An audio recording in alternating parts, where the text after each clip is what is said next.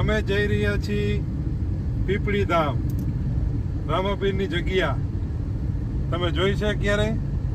તો ચાલો અમે તમને વિડીયો દ્વારા બતાવી. હવે આગળ જો પીપળી ધામનો ગેટ આવશે, રામાપીરની જગ્યા છે, ત્યાં જવા માટેનો જો હવે અહીંયા તમે આપણે અખિયાણા ગામ આવે એની સામે પીપળી ધામ જવાનો રસ્તો અમને આવશે. મોટો બધો ગેટ છે, ત્યાંથી એન્ટર થઈ અને 2 કિલોમીટર અંદર પીપળી ધામ, રામાપીરની જગ્યા. જય રામાપીર. મિત્રો અમે આખરે પહોંચી ગયા છીએ પીપળી ધામ. રામદેવ પીરનું મંદિર, સવા ભગતની જગ્યા જોઈ લ્યો. આ બહુ જોવાલાયક સ્થળ છે. આખરે અમે 2 કલાકના રસ્તો અમે પાર કર્યા પછી અમે પહોંચ્યા છીએ. મોરબીથી આવતા 2 કલાક થાય છે. 100 કિલોમીટર ઉપર છે મિત્રો. ભાજપની ગાડી ગઈ. સવા ભગતની જગ્યા છે. અમે ત્યાં પહોંચી ગયા છીએ પીપળી ધામ, રામાપીરની જગ્યા. ચાલો તમને દર્શન કરાવીએ. આખરે અમે પહોંચી ગયા છીએ હવે પીપળી ધામ. જો આ એનો મેઇન દ્વાર છે, બાજુમાં સરસ એવી બજાર છે, આ એનો મેઇન ગેટ છે. અમે આખું ફેમિલી છે, મારા મમ્મી, મારા ભાભી. ચાલો હવે એમ જાય છીએ અંદર દર્શન કરવા. હવે અમે અંદર પહોંચી ગયા છીએ.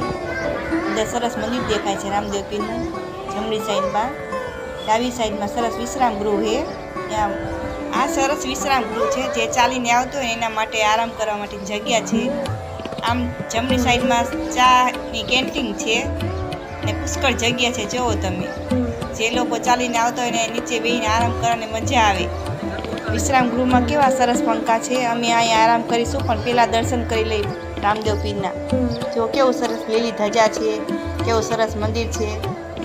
પહેલાં તો મારું ફેમિલી દર્શન કરી લે નિરાતે, પછી હું પણ જાઉં છું દર્શન કરવા રામદેવ પીરના. આવી સુંદર જગ્યા ઉપર હું પહેલી વાર આવ્યો છું. મંદિરની બાજુમાં જબુમાનો એવો સરસ આશ્રમ છે. પહેલાં અમે રામદેવજીના દર્શન કરી લઈએ, પછી આપણે આશ્રમ તરફ જઈએ. જો આ બધા શ્રદ્ધાળુઓ કેવા દર્શન કરવા જાય છે રામદેવજીના. જો તમે પણ નિહાળી શકશો સામે રામદેવજીના દર્શન. બોલો રામદેવ પીરની જય. અંદર કેમેરો લઈ જવાની સખ્ત મનાય છે, એટલે તમે હવે દર્શન નહીં કરાવી શકીએ આગળ. જો આ બાવા બાળીનાથનો ધૂણો છે. શ્રદ્ધાળુઓ તમે પણ કરી લો બાવા બાળીનાથના દર્શન. જો બેઠા છે બાવા બાળીનાથના ધૂણાએ. હું અને મારા મમ્મી દર્શન કરીને હવે વળીએ છીએ આગળ તરફ. તો મિત્રો હવે છે બાજુની સાઈડ જબુમાનો આશ્રમ. તમે અહીંયા રૂમ જોઈ શકો છો, ત્યાંની સુવિધા જોઈ શકો છો. ભાઈ આવી સુવિધા મેં ક્યારેય નથી. હવે નાના મંદિરમાં અમે પણ દર્શન કરી લઈએ ફેમિલી સાથે. તમે પણ જરૂર આવો અને નિહાળો આ સુંદર જગ્યા. ચાલો મિત્રો, હવે હું દર્શન કરી લઉં છું. મારા ફેમિલીએ તો દર્શન કરી લીધા છે, હવે મારો વારો આવ્યો છે. પીપળિયા ધામ, સવારામ ભગતની જય, રામાપીરની જય.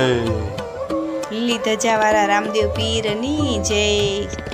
તમે ઘણા બધા મંદિર જોયા હશે, પણ આ મંદિરની કલાકૃતિ કંઈક અલગ જ છે. તમે જુઓ ને તો તમને આનંદ આવે. કેવા કેવા કલર યુઝ કર્યા છે જુઓ તમે મંદિરમાં. એ કલર જોઈ જ આપણે મનને શાંતિ મળે. અને તમે મંદિરમાં બેસો ને તો તમને એટલી ઠંડક મળે ને કે વાત જ પૂછો.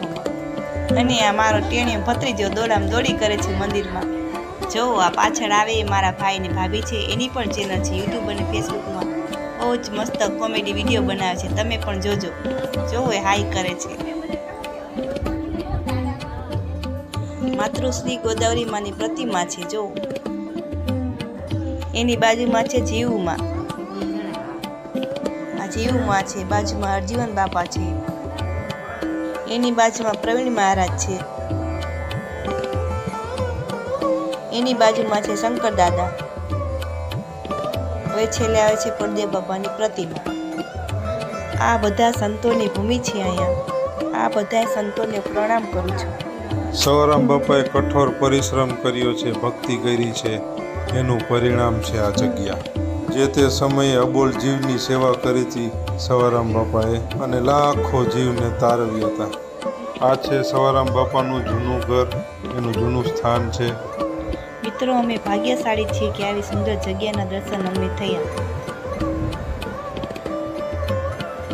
મિત્રો આ છે નકલંક આશ્રમ, જ્યાં બેસવાની આરામ કરવાની જગ્યા બહુ મોટી છે. અને ત્યાં ટાઈમે પ્રસાદ પણ મળે છે. 4 વાગે ચા પણ પીવડાવે છે. ત્યાં જઈને ક્યારે ગંદકી કરવી નહીં, કારણ કે અહીંયા ચોખ્ખાઈ જેટલી છે તેનું ધ્યાન આપણે બધે રાખવું જોઈએ. આ જગ્યાનું નામ છે સવારામ ભગતની જગ્યા, ગામ પીપળી. એમના દીકરા છે બળદેવ બાપા અને એમના દીકરા છે વાસુદેવ બાપા. આ ગાદી 3 પેઢીથી અહીંયા હાલી આવે છે. રામાપીરની જગ્યા છે. આ રામાપીરનો અહીંયા પરચો આપેલો સવારામ બાપાને.